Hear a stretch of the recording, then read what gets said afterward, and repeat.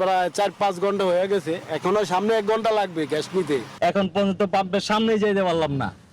আদৌ কি গ্যাস পাবো কিনা সেটাও কোনো জানা নাই। একটা সিএনজি গ্যাস লাগে 300-350 টাকার গ্যাস।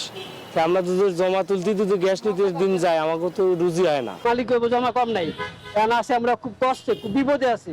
রাজধানীতে আবারও তীব্র হয়ে উঠেছে সিএনজি বা রূপান্তরিত প্রাকৃতিক গ্যাস সংকট। ঘন্টার পর ঘন্টা লাইনে দাঁড়িয়েও মিলছে না পর্যাপ্ত গ্যাস। পাম্প কর্তৃপক্ষ বলছে, সমস্যার দ্রুত সমাধান না হলে এই সংকট আরও বাড়বে। আর এদিকে ত্রুটির কারণে হঠাৎ করে এলএনজি টার্মিনাল বন্ধ হয়ে যাওয়ায় দেশে ৪৫ কোটি ঘনফুট গ্যাস সরবরাহ কমেছে। আর এর অন্যদিকে সিএনজি বিক্রিতে কমিশন বৃদ্ধি সহ 4 দাবিতে ৩০ জুলাই সারা দেশে পাম্প বন্ধের ঘোষণা সিএনজি পাম্প মালিকদের কেন্দ্রীয় সংগঠনের। ঘন্টার পর ঘন্টা অপেক্ষা করে মিলছে না পর্যাপ্ত গ্যাস। কম প্রেসারের কারণে সিলিন্ডার ভরতে কেটে যাচ্ছে দীর্ঘ সময়। সারা দেশের সিএনজি স্টেশনগুলোর চিত্র এখন একই। গ্রাহকরা বলছেন, গাড়ি চালাতে না পারলে মালিকের জমা দিবেন কিভাবে। Spanish digital print tiles, ATI tiles, এক টাইলসে জীবন পার। প্রায় 4-5 ঘন্টা হয়ে গেছে, এখনো সামনে 1 ঘন্টা লাগবে গ্যাস নিতে। এখন পর্যন্ত পাম্পের সামনে যেতে পারলাম না। আদৌ কি গ্যাস পাবো কিনা সেটাও কোনো জানা নাই। একটা সিএনজি গ্যাস লাগে 300-350 টাকার গ্যাস।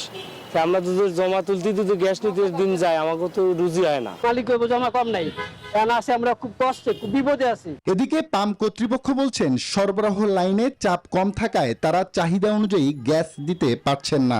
দ্রুত সমস্যার সমাধান না হলে গ্যাস সংকট আরো বাড়ার আশঙ্কা তাদের। আমরা তো অনেক পিটিশন দিচ্ছি, জানাচ্ছি, তিতাসি গোষ্ঠীরে বলছি আমরা, কিন্তু আগে শুক্রবারেও গ্যাস পাইতাম, সারাদিন গ্যাস চলতো শুক্রবার, এখন শুক্রবারও থাকে না। ত্রুটির কারণে হঠাৎ করে এলএনজি টার্মিনাল বন্ধ হয়ে যাওয়ায় সারা দেশে ৪৫ কোটি ঘনফুট গ্যাস সরবরাহ কমেছে। ফলে তীব্র গ্যাস সংকটে থমকে গেছে চাকা। এদিকে সিএনজি বিক্রিতে কমিশন বাড়ানো সহ 4 দাবিতে ৩০ জুলাই ভোর ৬টা থেকে রাত ১২টা পর্যন্ত সারা দেশে সিএনজি ফিলিং স্টেশন বন্ধ রাখার ঘোষণা Bangladesh CNG filling station and conversion workshop owners অ্যাসোসিয়েশনের। টাকা কমিশন বৃদ্ধি করা হয়।